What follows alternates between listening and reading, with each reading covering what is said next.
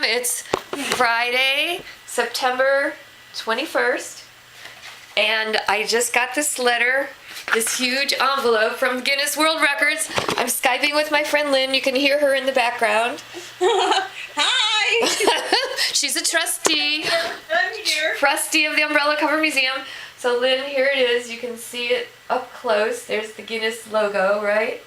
Oh, there it is. No, there it is. There it is. I see it. Yeah, Okay, yay. it says, please do not bend. That's a good sign, right? Handwritten label. Okay, I'm in the video. I'm on screen.